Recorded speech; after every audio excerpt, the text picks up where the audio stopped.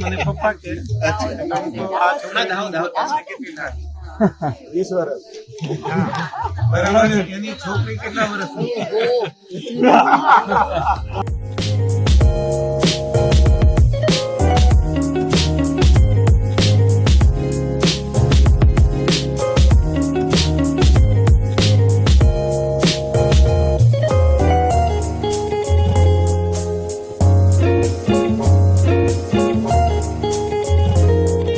મેડમને હું 2 વર્ષ પછી મળું છું પણ મને 10 વર્ષ નાના દેખાય છે. Thank you so much NDS નો કમાલ.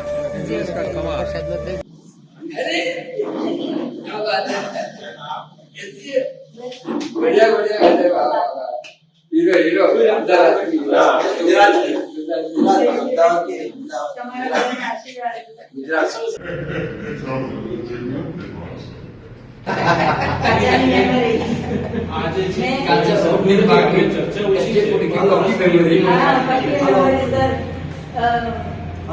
મારી ડોટર પપ્પા IAS ઓફિસરની એક્ઝામ આપે છે ને અત્યારે મેં કીધું કે જો હું લેટ પડી ગઈ બાકી જો અત્યારે હું એક્ઝામ આપું તો હું પાસ થઈ ગઈ કારણ કે જે યાદ રહે છે ગજબ યાદ રહે છે આટલું પહેલા કદી નતું યાદ રહે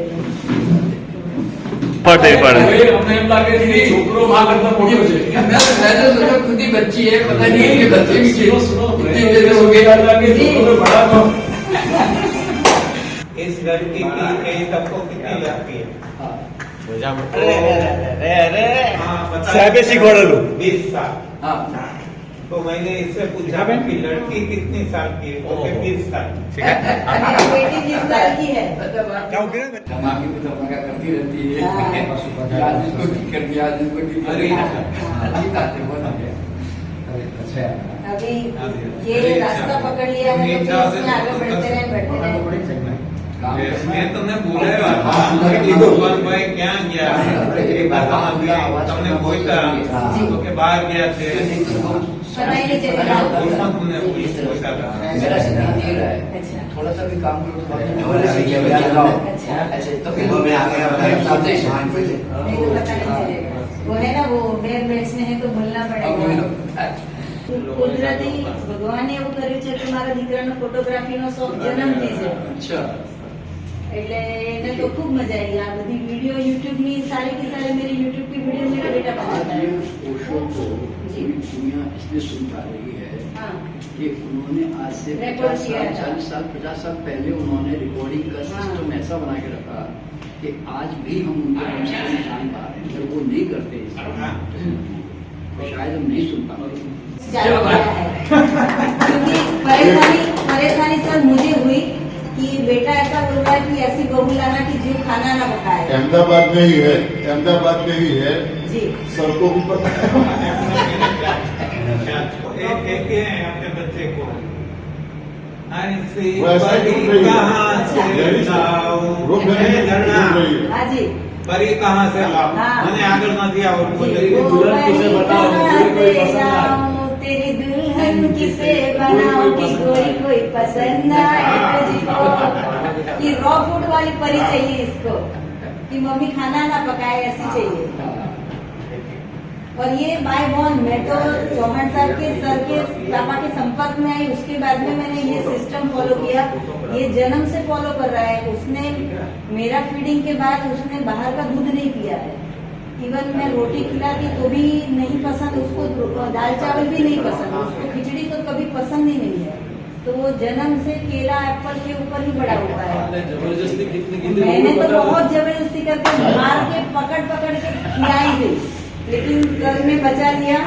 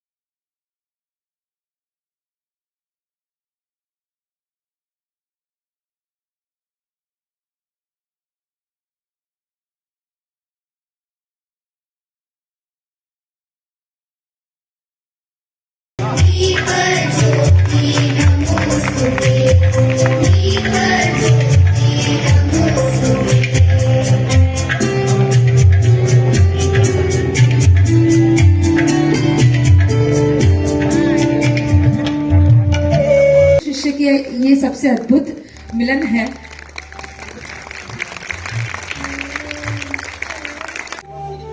અને જેની પાછળ ઘણી બધી અને ઘણા બધા વર્ષોની મહેનત છે।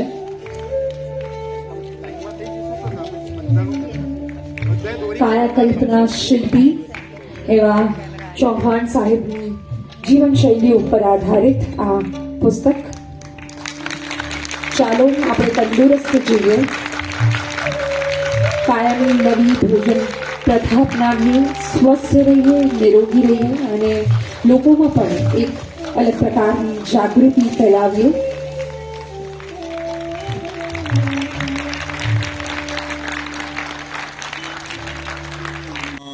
नाममय सब जग जानी करहु प्रणाम चोरी जुग पानी।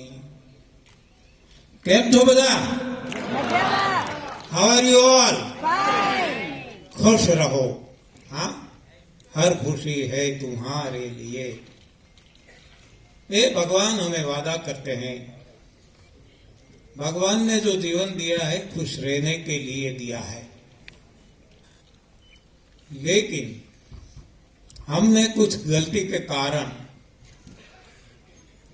इसको नर्क सा बना दिया है। बहुत सारी बातें नंद किशोर शर्मा साहब ने हमें बताई है। आज समय की पाबंदी है,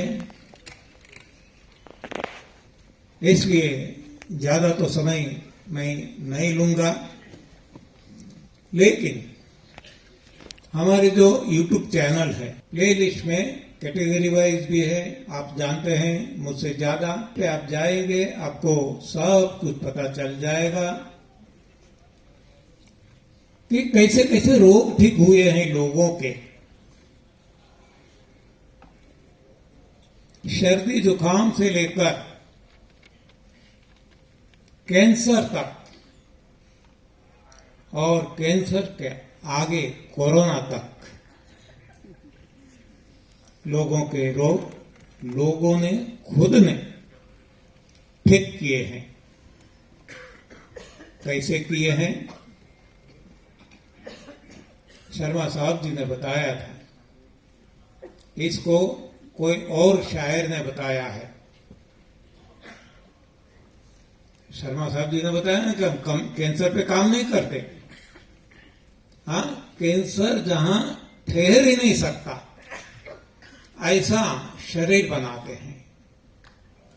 तो किसी ने बताया है, खुदी को कर बुलंद इतना, खुदी को कर बुलंद इतना कि खुद खुदा ही पूछे कि बोल बंदा तेरी रजा क्या है।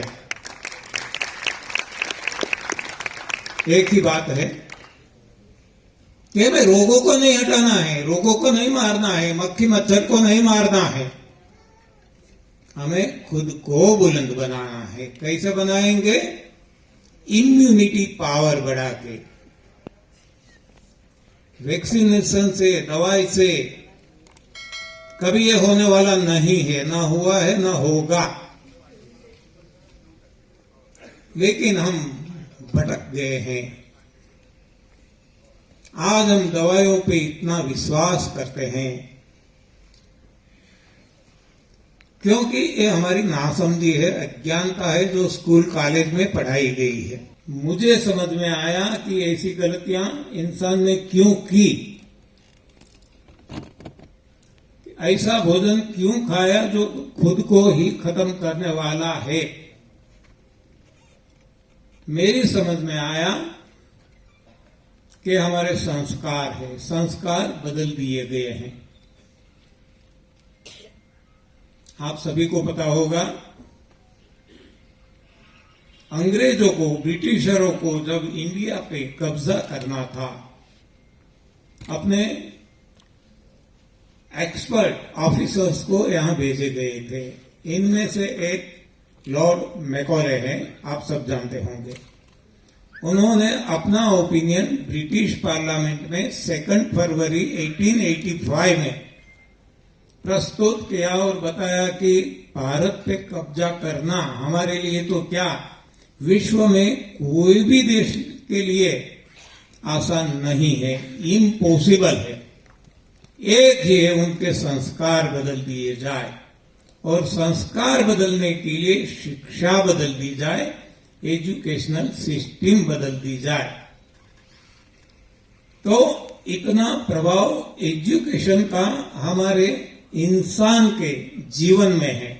आज की परिभाषा में बात करें तो ये जो देश दिखता है, इसको हम कह सकते हैं हार्डवेयर, और मन जो है वो है सॉफ्टवेयर।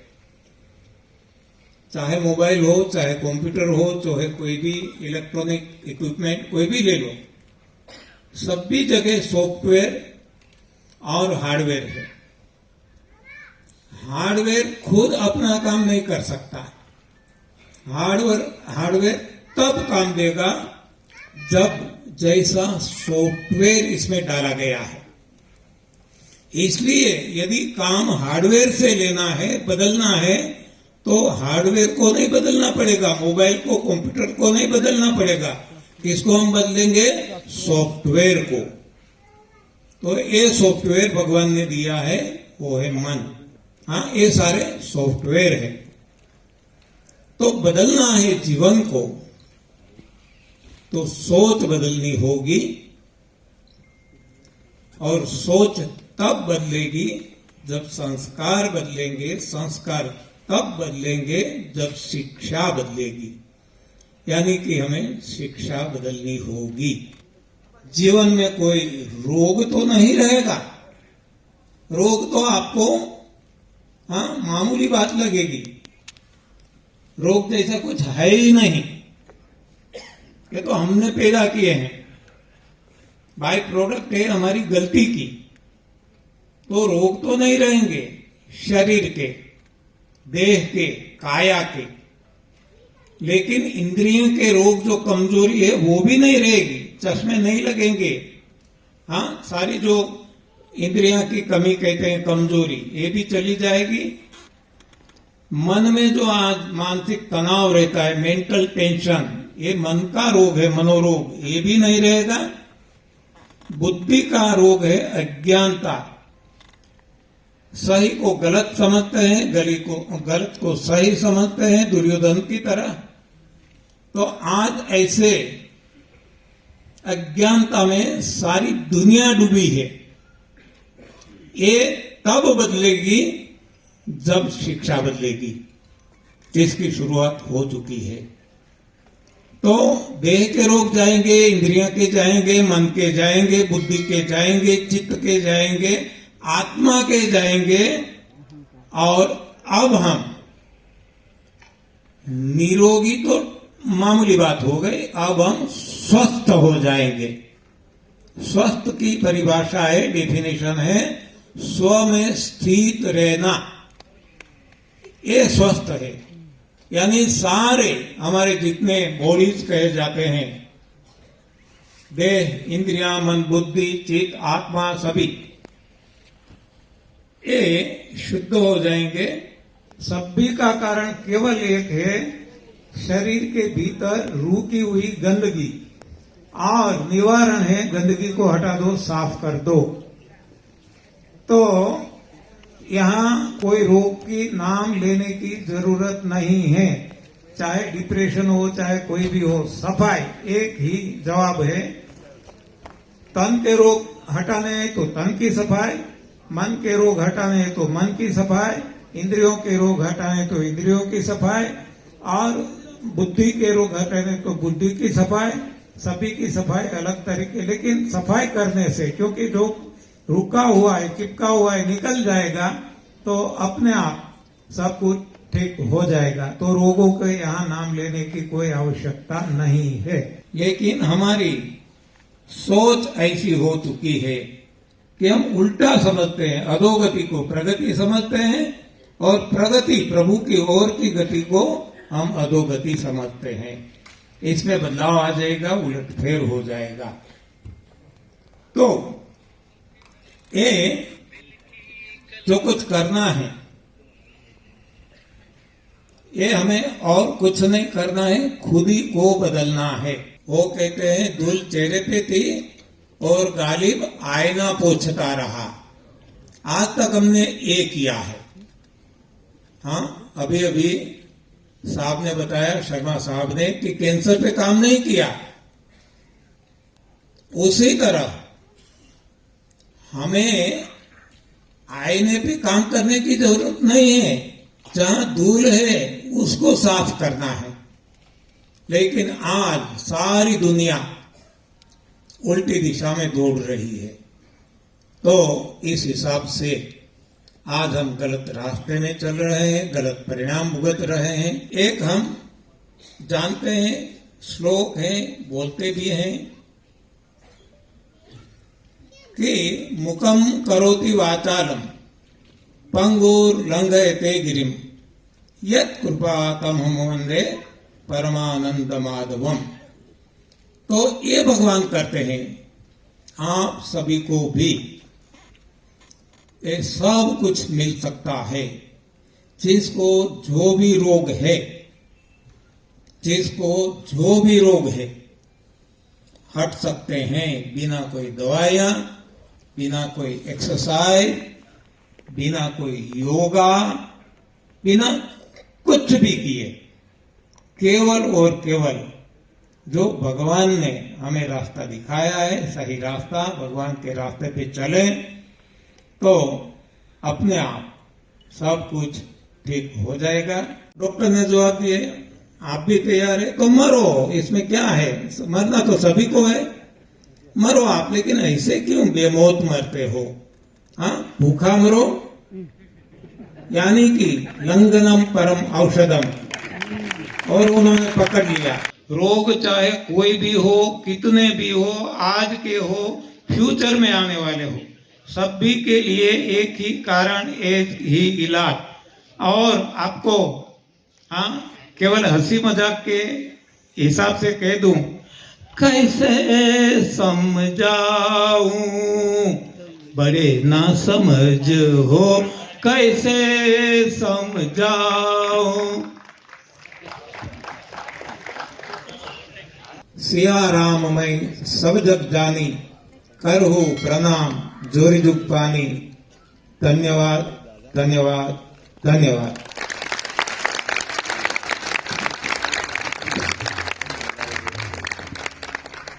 ખૂબ ખૂબ અભિનંદન. ડોક્ટર ઝરણા પટેલ નવી ભોજન પ્રથાના પ્રચારક છે. તેઓ સોશિયલ મીડિયાનો ઉપયોગ કરી નવી ભોજન પ્રથાનો પ્રચાર કરે છે. અમદાવાદ ખાતે ઘણી બધી શિબિર કરી અને એમણે પ્રચાર પ્રસાર કર્યો છે.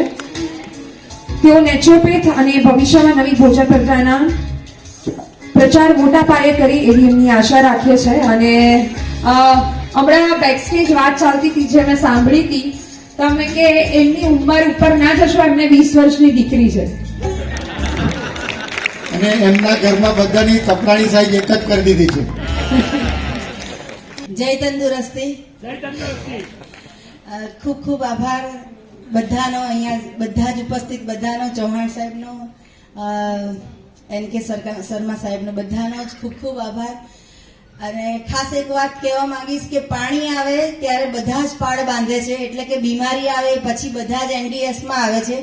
જ્યારે હું ઈશ્વરની કૃપાથી, ચૌહાણ સાહેબની કૃપાથી, વગર દવાએ, જ્યારે કે ઘરમાં હજી દવા આવવાની ચાલુ નથી થઈ અને હું આ સેન્ટરમાં પ્રવેશ કરી ચૂકી છું. અને મારા બેકબોન છે મારા હસબન્ડ, કે જે ઈચ એન્ડ એવરી દરેકે દરેક સ્ટેજ ઉપર મને સપોર્ટ કરે છે અને આજે મારી સાથે છે. અને એમના સપોર્ટથી જ હું આટલા આગળ વધી રહી છું. તો ખૂબ ખૂબ આભાર સૌનો, આપ સૌનો ખૂબ ખૂબ આભાર. પત્ની હો તો ऐसी. Thank you so much. એટલે આપણે નરહરીભાઈને જરા વિનંતી કરીએ કે એકાદો દોરો લલકારે. भाई भाई बाय बाय।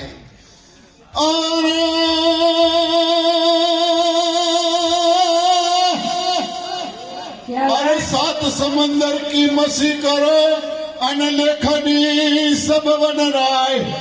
आहा, अरे पृथ्वी सब कागज करो दोनों के गुण लिखा ना लिखा। वाह वाह, और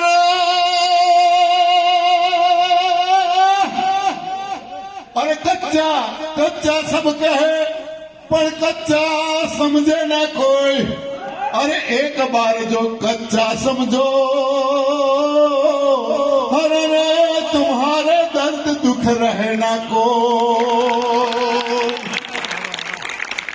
कच्चा कच्चा बोलते हैं, हाँ, जिसे हम पक्का मानते हैं वही कच्चा है और जिसे हम कच्चा मानते हैं वही तो पक्का है। इसीलिए तो हम बार बार कहते हैं अरे कच्चा भोजन पक्का भोजन, पक्का भोजन कच्चा। क्या कच्चा भोजन पक्का भोजन, पक्का भोजन कच्चा। कच्चे पक्के का भेद जो समझे वो ही साधक सच्चा। थैया थैया पान रे अरे અમે પરદેશી પાન અને 52 ટોળે આવી ચડ્યા। દીધા તમે ઘણા માને અને સન્માન। અરે અમે વડોદરાથી વળતા થયા।